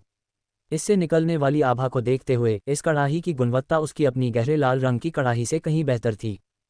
टीएस जिया बूढ़े आदमी, तुम्हारा शाही परिवार निश्चित रूप से पीछे नहीं हटता। तुम तो एज्योर फ्लेम कॉल्ड्रॉन भी लाए हो। ये 5वीं श्रेणी की औषधीय कड़ाही है। मुझे याद है कि कई सालों पहले 4थी श्रेणी के कई कीमियागर इसके लिए लड़े थे। मुझे कभी उम्मीद नहीं थी कि यह तुम्हारे हाथों में आ जाएगी। छोटी राजकुमारी को एज्योर कॉल्ड्रॉन बुलाते हुए देखकर फामा ने आश्चर्य से ठहाका लगाया। हाँ, मैं खुद इसके बारे में ज्यादा नहीं जानता। सबसे अधिक संभावना है उस लड़की ने अपने पिता से तब तक भीख मांगी होगी जब तक कि उन्होंने उसे उधार नहीं दे दिया। जिया जिंगतियान ने एक सहज मुस्कान के साथ अपना सिर हिलाते हुए उत्तर दिया। इसके साथ ही उसने और फामा ने अपनी नज़रें लियूलिंग पर घुमाईं। उस समय लगभग आधा मीटर ऊंची लाल औषधीय कड़ाही लियूलिंग के सामने पत्थर के मंच पर खड़ी थी। कड़ाही का रंग गहरा लाल था और उस पर हल्की झिलमिलाती रोशनी थी। आधार के पास 4 भयावह सांपों के सिर जटिल विवरण में उकेरे गए थे। सांपों के खुले मुंह ने 4 परस्पर जुड़ी हुई अग्नि चैनल बनाए। चैनल अंदर की ओर बढ़ने पर घुमावदार और संकीर्ण हो गए, जो एक विस्तृत आंतरिक डिजाइन का सुझाव देते हैं। कड़ाही के शीर्ष पर एक विशाल सांप गहरे लाल रंग के ढक्कन को बनाने के लिए कुंडलित था। ढक्कन पर एक अनूठा उद्घाटन विशेष रूप से सामग्री जोड़ने के लिए डिजाइन किया गया था। बर्फ चांदी से बारीकी से तैयार किए गए ढक्कन में छोटे छोटे छेद बिखरे हुए थे, जो ज्यादा गर्म होने से रोकने के लिए वेंटिलेशन के रूप में काम करते थे, जो अन्यथा कड़ाही के फटने का कारण बन सकता था। कड़ाही के मध्य भाग को शुद्ध बर्फ के क्रिस्टल से तैयार किए गए पारदर्शी दर्पण से सुसज्जित किया गया था, जिससे गोली शोधन प्रक्रिया के दौरान अंदर होने वाली हर चीज का स्पष्ट दृश्य दिखाई देता था। जादुई जानवरों की जटिल और शानदार नक्काशी ने कड़ाही की सतह को सजाया, जो इतनी सजीव लग रही थी कि वे लगभग जीवित लग रहे थे। ये देखकर जिया जिंगतियान ने आह भरी, लियूलिंग की यह कढ़ाई वाकई असाधारण है। ये राजकुमारी याओ यू की कढ़ाई से कहीं बेहतर प्रतीत होती है। ये वाकई उल्लेखनीय है। क्रिम्सन सरपेंट कढ़ाई नामक एक कढ़ाई गूहे द्वारा अप्रत्याशित रूप से लियूलिंग को उपहार में दी गई थी। फामा ने जिया जिंगतियान की भावना को दोहराया, जो स्पष्ट रूप से प्रसन्न थी। गूहे की इतनी भारी मात्रा में निवेश करने की इच्छा ने लियूलिंग की जीत की संभावनाओं को और भी बढ़ा दिया। कीमिया की दुनिया में एक अच्छी कड़ाही कीमियागर को बहुत सहायता प्रदान करती है, जो गोली शोधन की सफलता दर को बहुत बढ़ा देती है। निम्न गुणवत्ता वाली कड़ाही अक्सर उच्च तापमान का सामना नहीं कर पाती, जिससे कभी कभी प्रक्रिया के दौरान अचानक विस्फोट हो जाता है। इस प्रकार कड़ाही को 1 से 8 तक, सबसे कम से उच्चतम तक, बारीक रूप से वर्गीकृत किया जाता है। 8वीं श्रेणी से ऊपर कुलीन स्वर्गीय कड़ाही सूची है, जो कि आज दुनिया में केवल 13 ही कड़ाही मौजूद हैं, जो उनके मूल्य को बेहद कीमती बनाती हैं। शिक्षक, इतने प्रभावशाली कड़ाही के साथ क्या मुझे एक नई कड़ाही लेने पर विचार करना चाहिए? जियोयान याओ लाओ को अपनी अनिच्छा व्यक्त करने से खुद को रोक नहीं सका। जियोयान, साधारण कड़ाही मुझे आकर्षित नहीं करती। अभी केवल ब्लैक डायमंड कड़ाही है, लेकिन अगर आप इसे सार्वजनिक रूप से इस्तेमाल करेंगे तो यह अवांछित ध्यान आकर्षित कर सकता है। याओ लाओ ने हल्की खांसी की, उनकी आवाज़ में सावधानी का एक निशान था। ये सुनकर जियाओ यान अनिच्छा से सहमति में केवल सिर हिला सका। निराश मत हो जियाओ यान, जबकि एक कड़ाही मददगार होती है, फिर भी यह सिर्फ एक उपकरण है। सबसे महत्वपूर्ण कारक आपकी अपनी ताकत है। एक सच्चा मास्टर कीमियागर अपने हाथ की हथेली से एक कड़ाही बना सकता है, पूरी स्वतंत्रता के साथ गोलियों को परिष्कृत कर सकता है, किसी भी बाहरी सीमाओं से अप्रतिबंधित। यही एक मास्टर की असली भव्यता है। समझ गया गुरु। याओ लाओ के उत्साहवर्धक शब्दों के साथ जियाओ यान ने महसूस किया कि उसका आत्मविश्वास बहाल हो गया है। अगले ही पल, बिना किसी हिचकिचाहट के, उसने अपनी खुद की गहरे लाल रंग की कड़ाही निकाली। जियाओ यान की कड़ाही देखकर फामा की अभिव्यक्ति खराब हो गई। उसने मान लिया था कि जियाओ यान में शायद कुछ ही सामग्री की कमी होगी, लेकिन उसने यह उम्मीद नहीं की थी कि वह अभी भी फाइनल में इतनी मामूली कड़ाही का उपयोग करेगा। एक गलत अनुमान। मुझे कल रात पूछना चाहिए था कि क्या उसे एक बेहतर कड़ाही की आवश्यकता है, फामा ने अपने आप से कहा। जैसे ही जियाओ यान ने अपनी विनम्र गहरे लाल रंग की कड़ाही निकाली, फामा न केवल आश्चर्यचकित था, बल्कि उसकी ओर अनगिनत आश्चर्यचकित नजरें डाली गईं। कई लोगों ने मान लिया था कि जियाओ यान छोटी राजकुमारी और लियू लिंग की तरह अंतिम दौर के लिए अपने सबसे अच्छे उपकरण बचा रहा था। फिर भी सभी को चौंकाते हुए उसने फिर भी इस सादे और पस्त कड़ाही का उपयोग करने का विकल्प चुना। अध्याय 387, स्वर्गीय ज्वाला का उद्भव, सभी अग्नियों का समर्पण। जियाओ यान ने एक पल के लिए विचार में अपनी आंखें बंद कर लीं, फिर अपनी उंगलियों को हल्के से हिलाया। अपने सामने पत्थर के मंच पर 3 पैटर्न वाली हरी आत्मा की गोली के लिए सामग्री बिछाए। संग्रह में 20 से अधिक प्रकार की सामग्री शामिल थी। ये पहली बार था जब जियाओ यान ने सामग्रियों के इतने व्यापक सेट को परिष्कृत करने का प्रयास किया था। मनोवैज्ञानिक दबाव उसके लिए निर्विवाद रूप से तीव्र था। भीड़ में अलग दिखने के लिए, भले ही मैं उच्चतम श्रेणी की 3 पैटर्न वाली गोली ना बना सकूं, मुझे कम से कम 2 पैटर्न वाली ग्रीन स्पिरिट गोली तो बनानी ही चाहिए, उसने सामग्री तैयार करते हुए खुद से कहा। इस बीच लियू लिंग ने पहले से ही अपनी सामग्री का सेट तैयार कर लिया था, एक ऐसा संग्रह जो जियाओ यान के मंच पर मौजूद सामग्री से आसानी से दोगुना था। ओह, अप्रत्याशित रूप से ये बच्चा 4थी श्रेणी की गोली को परिष्कृत कर सकता है। अनजाने में लियू लिंग की नज़र जियाओ यान के मंच पर पड़ी और वह उसे नए सिरे से सम्मान देने से खुद को रोक नहीं पाया। अगले ही पल लियू लिंग ने अपना ध्यान वापस घुमाया, अपना हाथ ऊपर उठाया। Green load score flame crimson serpent cauldron में बढ़ गया और गर्मी की एक तीव्र लहर ने तुरंत पूरे प्लाजा को घेर लिया। हालांकि सभी जानते थे कि लियू लिंग के पास एक अनोखी लौ है, फिर भी यह नज़ारा अनगिनत गर्म निगाहों और उत्साही तालियों की गड़गड़ाहट को आकर्षित करता है। क्रिम्सन सरपेंट कॉल्ड्रॉन और ग्रीन लोड स्कोर फ्लेम के संयोजन के साथ लियू लिंग का सेटअप निर्विवाद रूप से प्रभावशाली था। इस लॉ को प्राप्त करने से पहले भी लियू लिंग आसानी से 4थी श्रेणी की गोलियों को परिष्कृत कर सकता था। अब इस स्वर्गीय लॉ के जुड़ने के साथ 5वीं श्रेणी की गोलियां बनाना उसके बस की बात नहीं होनी चाहिए। हालांकि इस बार लियू लिंग ने 6ठी श्रेणी की गोली बनाने का प्रयास करके अतिशयोक्ति नहीं की। इसके बजाय उसने ड्रैगन पावर पिल नामक 5वीं श्रेणी की गोली को परिष्कृत करने का विकल्प चुना।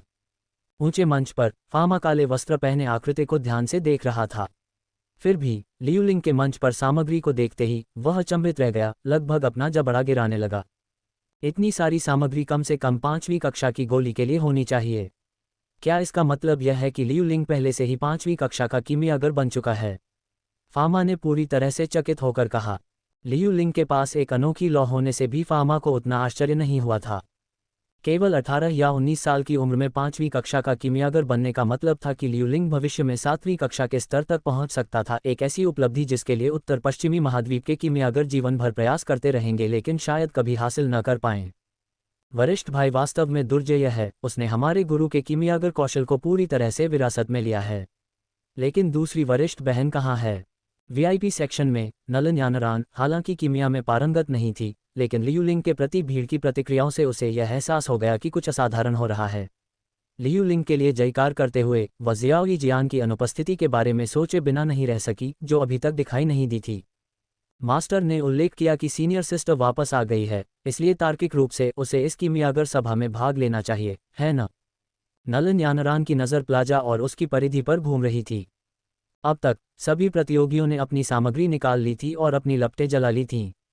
उनमें से राजकुमारी याओ यू की दिशा से उठती नीली लपटें काफ़ी ध्यान आकर्षित कर रही थीं। दर्शकों से आश्चर्य की हल्की आवाज़ें सुनकर जियाओ यान ने छोटी राजकुमारी की ओर देखा और क्षण भर के लिए चौंक गया। उसने देखा कि उसका पतला हाथ एक मंत्रमुग्ध करने वाली नीली लौ में लिपटा हुआ था, जो कोमल पानी की लहरों की तरह बाहर की ओर लहरा रही थी, जिससे एक आकर्षक दृश्य बन रहा था। ये किस तरह की लौ है? जियाओ यान ने नीली लौ को देखा, थोड़ा हैरान। हालांकि इस लौ का आकार कुछ हद तक जाना पहचाना लग रहा है। भौहें सिकोड़ते हुए उसने कुछ देर सोचा, फिर उसकी आंखें एहसास में चमक उठीं। यह नीली लौ जियामा साम्राज्य के शाही परिवार के प्रतीक से मिलती जुलती है। शाही परिवार का प्रतीक एक शक्तिशाली पौराणिक जानवर था जिसका सिर दहाड़ते हुए उठा हुआ था, और जानवर के चारों ओर एक ऐसी ही लौ थी जो उसके चारों ओर लहरें फेंक रही थी। स्थानीय किंवदंतियों के अनुसार जियामा साम्राज्य के शुरुआती दिनों में शाही परिवार के पास एक शक्तिशाली जानवर था जिसने साम्राज्य को कई बार बचाया था। हालांकि कई लोगों का मानना है कि यह कहानी अतिरंजित लोककथा है, और कुछ ही लोग इस पर सच में विश्वास करते हैं, सिवाय उन लोगों के जो कुछ रहस्यों से वाकिफ हैं। क्या ये लौ ज्वारीय ड्रैगन जानवर की जलीय नीली लौ हो सकती है? ऊंचे मंच पर फामा और हाई बोडोंग थोड़ी देर के लिए दंग रह गए, क्योंकि उन्होंने छोटी राजकुमारी द्वारा बुलाई गई नीली लौ को देखा। एक पल के बाद उन्हें एक विचार सूझा और उन्होंने आश्चर्य से एक दूसरे को देखा। हाँ, जिया जिंगटियन ने चुपचाप हंसते हुए कहा, लेकिन उसने टाइडल ड्रैगन बीस्ट के बारे में कुछ नहीं बताया। वह एक भाग्यशाली लड़की है, लेकिन कौन सोच सकता था कि वह प्राचीन जादुई जानवर, जो न जाने कितने समय से निष्क्रिय है, अभी भी जीवित है। जिया जिंगटियन के व्यवहार को देखते हुए फामा और है बोडोंग ने असहाय होकर अपना सिर हिलाया। उन्होंने एक दूसरे के विचारों को समझते हुए एक दूसरे को देखा। हालांकि जलीय नीली लौ की तुलना स्वर्गीय लौ की दुनिया को चुनौती देने वाली प्रकृति से नहीं की जा सकती है, लेकिन ये तथाकथित जानवरों की लपटों में उच्च स्थान पर है। इसके अलावा इस लौ में एक नर्म और यिन ऊर्जा थी, जो इसे एक कुंवारी कीमियागर द्वारा संचालित किए जाने पर विशेष रूप से शक्तिशाली बनाती है, जो इसकी प्रभावशीलता को काफ़ी हद तक बढ़ाती है। लिटिल प्रिंसेस और लियू लिंग द्वारा अपने जानवर और स्वर्गीय लपटों का अनावरण करने के बाद कई अन्य प्रतियोगियों ने भी अनोखी लपटों का खुलासा किया। हालांकि सभी को आश्चर्य हुआ कि पिछले राउंड में उल्लेखनीय रूप से अच्छा प्रदर्शन करने वाले जियाओ यान और काले वस्त्र पहने व्यक्ति ने बाकी भीड़ की तरह केवल साधारण गोली की लपटों का इस्तेमाल किया। तभी लियू लिंग ने अचानक क्रिम्सन सरपेंट कॉल्ड्रॉन के भीतर ग्रीन लोड स्कोर फ्लेम से गर्मी को तेज कर दिया, जिससे पूरे प्लाजा में तापमान फिर से बढ़ गया। अजीब बात यह है कि जैसे जैसे तापमान बढ़ता गया, लिटिल प्रिंसेस सहित अन्य प्रतियोगियों के हाथों में लपटें मंद होती गईं और उनकी कुछ ताकत कम होती गई। हल्की हवा पूरे मैदान में बह रही थी और हर रंग की लपटें, जिनमें से हर एक का अपना अलग रंग था, थोड़ी थोड़ी झुक रही थीं। सभी को आश्चर्य हुआ कि हर लपट अखाड़े के बीच में लियू लिंग की ओर इशारा कर रही थी। अधिक सटीक रूप से लपटें लियू लिंग की कड़ाही से उठती हुई अलौकिक हरी लौ की ओर खींची जा रही थीं। यह अजीबोगरीब दृश्य मंत्रियों द्वारा अपने संप्रभु के सामने झुकने जैसा था। एक स्वर्गीय लौ का उभरना और सभी अग्नि समर्पण में झुकना, ये शब्द कितने सत्य हैं। ये तमाशा देखकर फामा ने ऊंचे मंच से धीरे से आह भरी। उसने अपनी युवावस्था में ऐसा ही दृश्य देखा था, और ऐसे क्षण में इसे फिर से देखना उसे आश्चर्यचकित कर गया। प्लाजा पर हुई इस अजीबोगरीब घटना ने लियू लिंग को बहुत अधिक आश्चर्यचकित नहीं किया। जैसे जैसे क्रिम्सन सरपेंट कड़ाही में तापमान बढ़ता गया, प्रतियोगियों के हाथों में लपटें धीरे धीरे सामान्य हो गईं। ये लड़का, छोटी राजकुमारी ने निराशा में बड़बड़ाया। इससे पहले कभी किसी स्वर्गीय ज्वाला की कच्ची शक्ति को न देखने के कारण उसने मान लिया था कि उसकी जलीय नीली ज्वाला लियू लिंग की ग्रीन लोड स्कोर ज्वाला के बराबर ही है। हालांकि अपनी खुद की ज्वाला की अधीनता को देखने के बाद ये किसी के लिए भी स्पष्ट था कि यह तुलनीय से बहुत दूर है, अन्यथा उसकी ज्वाला ने ऐसा अधीनस्थ व्यवहार नहीं दिखाया होता। अध्याय 388 लियू लिंग की हमेशा की तरह जोखिम भरी चालें। जब भीड़ लियू लिंग की स्वर्गीय ज्वाला की शक्ति से मोहित हो गई, तो जियाओ यान की नज़र लियू लिंग के मंच पर सामग्री के ढेर पर टिकी रही। ये स्पष्ट था कि लियू लिंग ने जितनी सामग्री तैयार की थी, वह 3 पैटर्न वाली हरी स्पिरिट गोली को परिष्कृत करने के लिए आवश्यक 20 जड़ी बूटियों से कहीं अधिक थी। अचानक जियाओ यान के दिमाग में एक पुरानी जानी पहचानी आवाज़ गूंजी। जियाओ यान, घूरना बंद करो। उस लड़के की सामग्री स्पष्ट रूप से 5वीं कक्षा की गोली को परिष्कृत करने के लिए है। 5वीं कक्षा की गोली। क्या इसका मतलब यह है कि वह पहले से ही 5वीं कक्षा के कीमियागर का स्तर हासिल कर चुका है? याओ लाओ के शब्दों पर जियाओ यान का चेहरा अविश्वास से भर गया। जियाओ यान, इतना परेशान मत हो। लियू लिंग तुमसे लगभग 2 साल बड़ा है। अगर वह अभी 5वीं कक्षा के कीमियागर के स्तर तक पहुंच सकता है तो तुम भी 2 साल में वही हासिल कर सकते हो। इसके अलावा उसके मौजूदा कौशल शायद ही डैंग क्षेत्र के कुलीन कीमियागर कबीलों को प्रभावित कर पाएं। मेरे दिनों में। जियाओ यान की प्रतिक्रिया देखकर याओ लाओ ने अपने पिछले अनुभवों के बारे में शेखी बघारना शुरू कर दिया। जियाओ यान, 3 पैटर्न वाली हरी स्पिरिट गोली को परिष्कृत करने पर ध्यान केंद्रित करो जैसा कि हमने अभ्यास किया था। इन सब से विचलित मत हो। अगर लियू लिंग 5वीं कक्षा की गोली को परिष्कृत करने में सफल हो जाता है तो तुम्हारे जीतने का कोई मौका नहीं होगा। लेकिन अगर वह गलती करता है या सम्मलन प्रक्रिया के दौरान कोई समस्या आती है तो तुम्हारे पास अभी भी एक अवसर हो सकता है। हाँ शिक्षक, मैं समझता हूँ। याओ लाओ के मार्गदर्शन को सुनकर जियाओ यान को एहसास हुआ कि वह बाहरी विकर्षणों को अपने ऊपर हावी नहीं होने दे सकता जैसा कि पहले दौर में हुआ था। उसके मन में एक छोटी सी उम्मीद थी कि लियू लिंग को शोधन प्रक्रिया के दौरान विफलता का सामना करना पड़ सकता है। आखिरकार सबसे अच्छे कीमियागर भी 100% सफलता की गारंटी नहीं दे सकते। 5वीं कक्षा की गोली को परिष्कृत करने में 4थी कक्षा की गोली से भी अधिक समय लगता है, इसलिए यदि लियू लिंग ने सम्मलन चरण के दौरान कोई गलती की तो उसके पास सामग्री का दूसरा सेट तैयार करने का समय नहीं होगा। अल्पविराम। जैसे ही लियू लिंग की स्वर्गीय लौ के कारण असामान्य दृश्य समाप्त हुआ, प्रतियोगियों ने धीरे धीरे आगे की चुनौती पर ध्यान केंद्रित किया। उन्होंने अपनी लपटों को अपने कड़ाहों में निर्देशित किया, अपनी सामग्री को अपने भंडारण के छल्ले से निकाला और कीमिया में पहला कदम शुरू किया, निष्कर्षण। जियाओ यान ने अपनी आंखें अपनी कड़ाही पर टिकाए रखीं, कभी कभी अपने प्लेटफॉर्म से 1 या 2 जड़ी बूटियां अंदर फेंकता रहा। लौ के तापमान को ध्यान से नियंत्रित करते हुए उसने फॉर्मूले से निर्देशों का पालन किया, गोली के लिए जरूरी सार को सावधानीपूर्वक निकाला। हालांकि उसके दिमाग में निर्देश सटीक थे, लेकिन जियाओ यान कोई लापरवाही बर्दाश्त नहीं कर सकता था। फामा ने उसे कल रात केवल 2 सेट सामग्री दी थी, इसलिए कोई भी गलती जिससे एक भी जड़ी बूटी खराब हो जाती उसकी विफलता की संभावना को काफ़ी हद तक बढ़ा देती। ये कुछ ऐसा था जिसे जियाओ यान बर्दाश्त नहीं कर सकता था। नतीजतन उसने जल्दबाजी नहीं की, एक बार में 4 या 5 जड़ी बूटियां डाल दीं।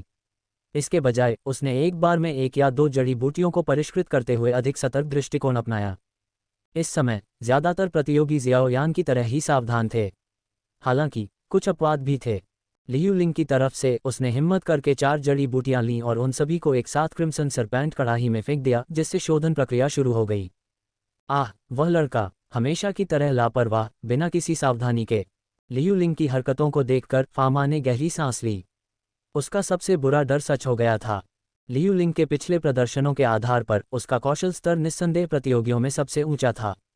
फिर भी लियू लिंग का परिष्कृत दृष्टिकोण हमेशा अत्यधिक जोखिम भरा था, ऐसा कुछ जो किसी प्रतियोगिता में विनाशकारी साबित हो सकता है। लियू लिंग में इस दोष को पहचानते हुए फामा ने बैकअप प्लान तैयार करने के लिए कल देर रात जियाओ यान से मुलाकात की थी। वीआईपी सेक्शन में नालन जी ने प्रतियोगियों से अपनी नज़र हटा ली और नालन यानरान की ओर मुड़ गए।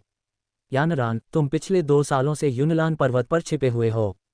क्या तुम अपने दादा की फटकार का सामना करने से डरते थे? फटकार? तुम मुझे क्यों डांट रहे हो दादाजी? उसकी बातें सुनकर नालन यानरान हैरान हो गया। तुमने हमसे सलाह किए बिना जियाओ परिवार के साथ सगाई खत्म कर दी।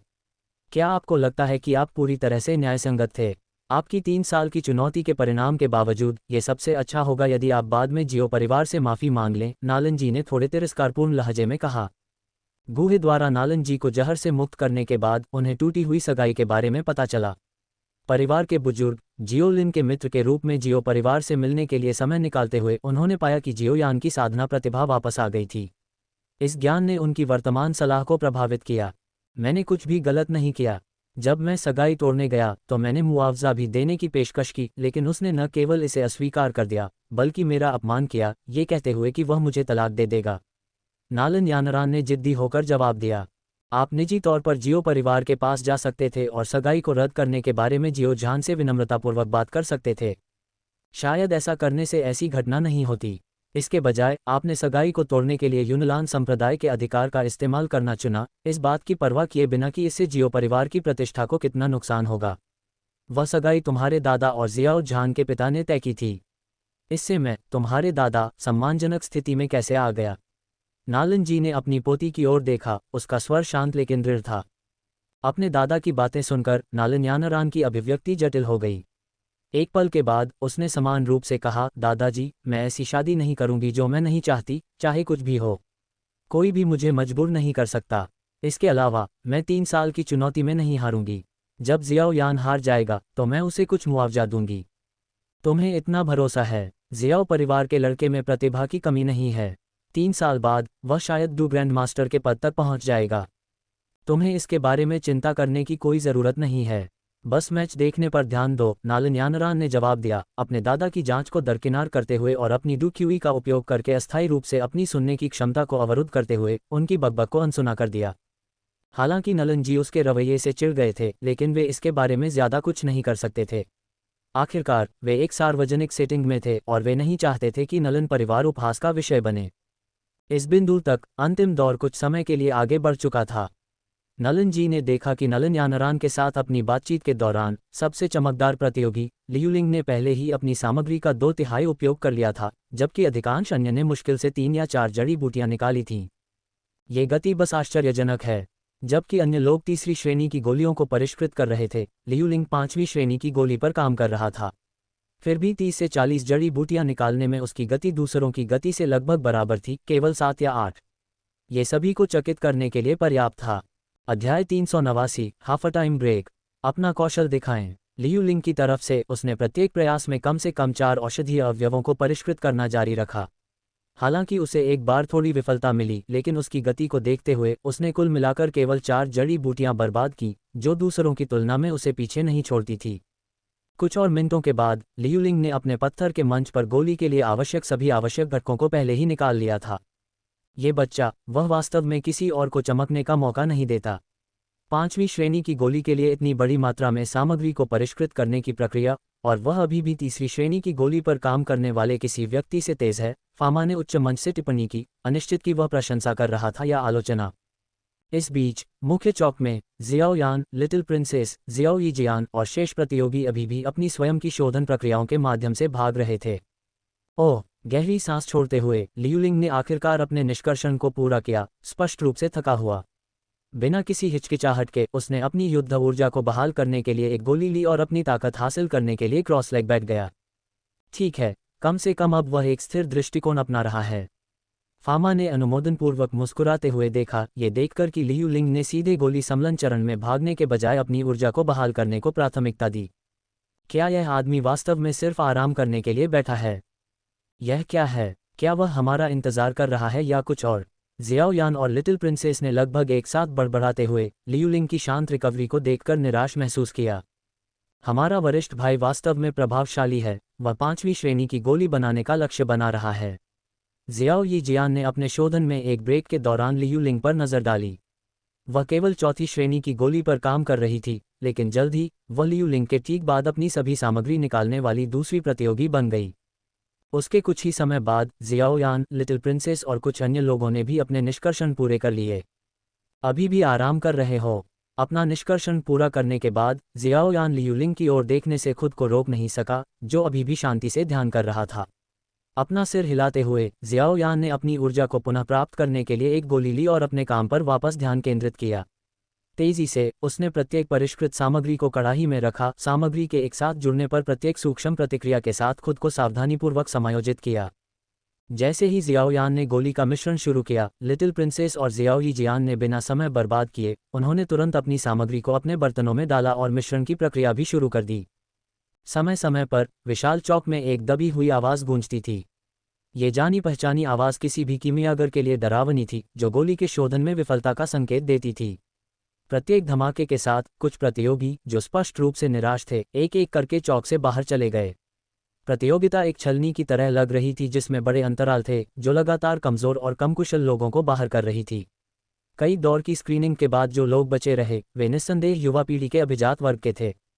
जैसे जैसे समय बीतता गया, शुरू में शांत रहने वाले कुछ प्रतियोगियों में भी थकान के लक्षण दिखने लगे। अत्यधिक खपत वास्तव में उन्हें थका रही थी। क्या आप बता सकते हैं कि किसकी गोली उच्च स्तर की होगी?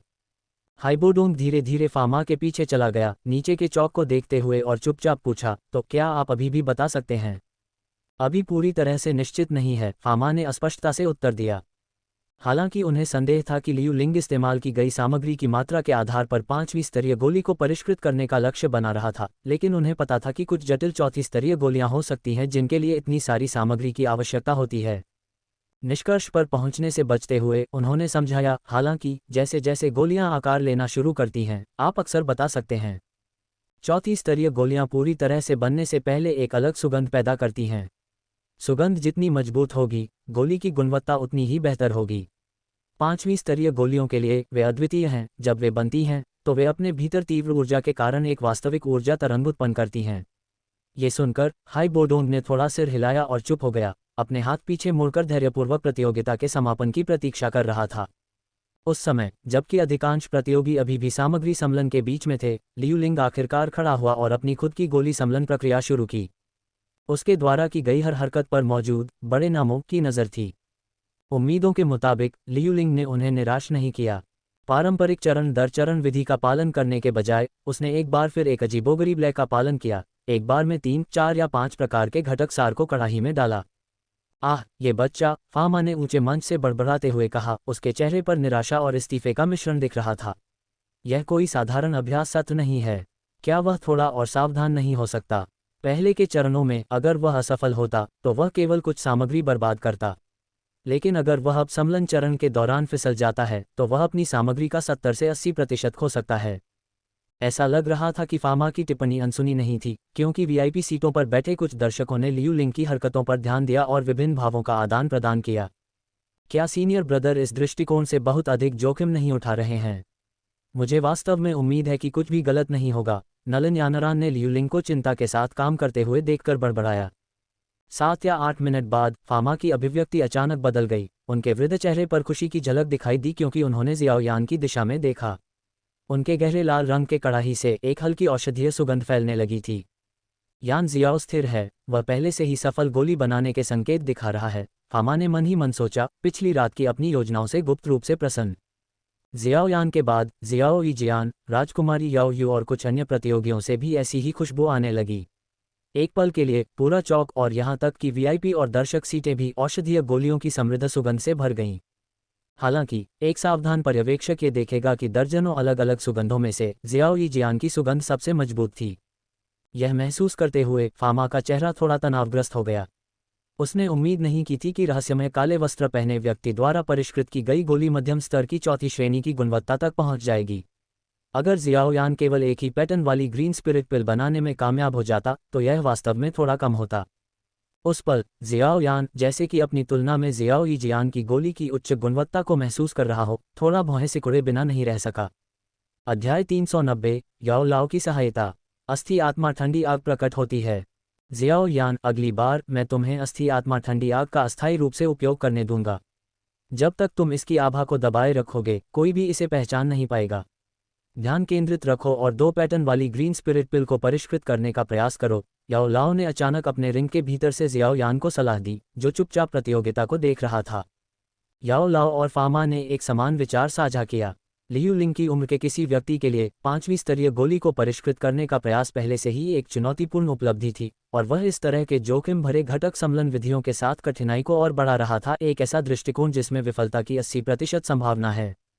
वर्तमान में लियू लिंग के अलावा सबसे बड़ा खतरा रहस्यमय काले वस्त्र वाली आकृति थी। यदि जियाओ यान 2 पैटर्न वाली ग्रीन स्पिरिट पिल को सफलतापूर्वक परिष्कृत कर सकता है तो उसके पास चैंपियनशिप जीतने का एक महत्वपूर्ण मौका होगा। समझ गया। याओ लाओ के शब्दों को सुनकर जियाओ यान का मनोबल बढ़ा। उसने जल्दी से अपनी स्टोरेज रिंग से एक और हल्के बैंगनी रंग की गोली निकाली और उसे अपने मुंह में डालकर हल्के से चबाया।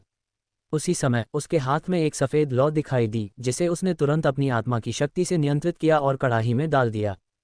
याओ लाओ के जानबूझकर दमन के कारण बोन स्पिरिट कोल्ड फायर ने ज्यादा ध्यान आकर्षित नहीं किया। हालांकि चूंकि जियोयान मुख्य प्रतियोगियों में से एक था, इसलिए उसके कार्यों ने कई दर्शकों की नज़रों को जल्दी ही अपनी ओर आकर्षित कर लिया। उनमें से एक फामा भी था, जिसकी गहरी आंखें सफ़ेद लौ को देखते ही चौड़ी हो गईं।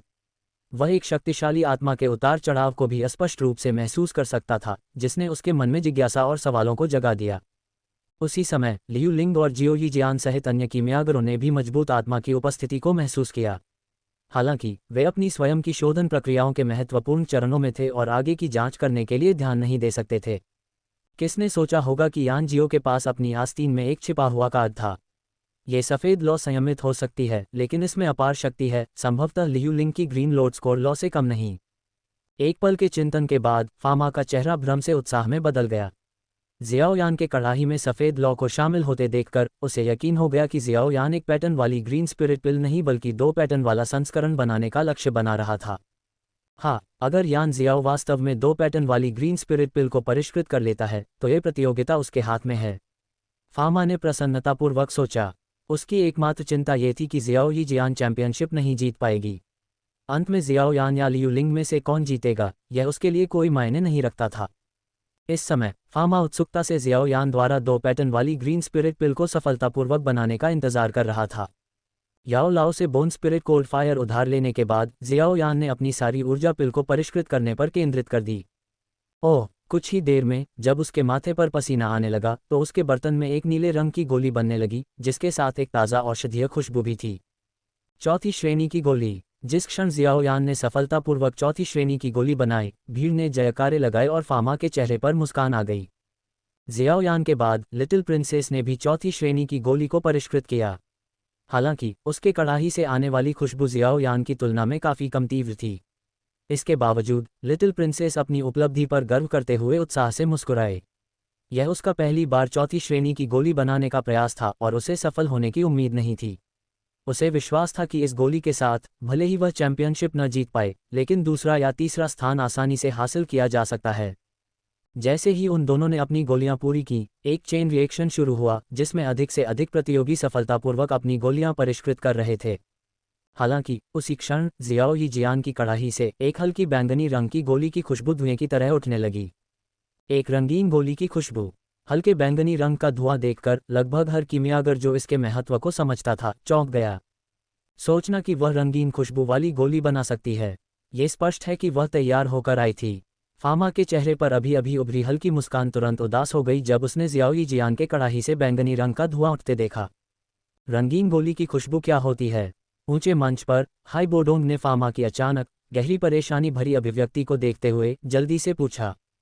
रंगीन गोली की खुशबू आमतौर पर 5वीं श्रेणी की गोलियों से ही बनती है। हालांकि कुछ शीर्ष स्तरीय 4थी श्रेणी की गोलियां भी इसे बना सकती हैं। खुशबू की तीव्रता को देखते हुए मुझे लगता है कि वह जो परिष्कृत कर रहा है वह बाद वाली में से एक है, फामा ने उदास होकर जवाब दिया। उनकी अभिव्यक्ति तनावपूर्ण थी।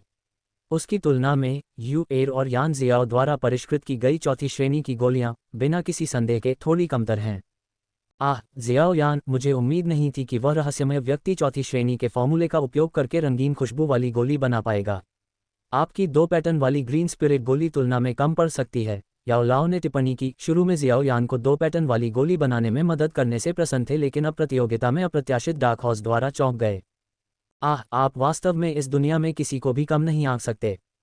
यह आदमी वास्तव में शक्तिशाली है। नीचे चौक में जियाओयान और लिटिल प्रिंसेस जियाओ यी जियान की कड़ाही से उठती रंगीन खुशबू को देखकर चकित हो गए। उनके चेहरे पीले और पराजित हो गए। एक कड़वी मुस्कान के साथ वे दोनों जानते थे कि ऐसी पूर्ण श्रेष्ठता के सामने कोई भी बहाना व्यर्थ होगा। तुम दोनों आहें भर रहे हो और पहले से ही हार मान रहे हो। जियाओयान और लिटिल प्रिंसेस की आहें सुनकर लियू लिंग ने मुड़कर उन्हें एक बड़ी मुस्कान दी।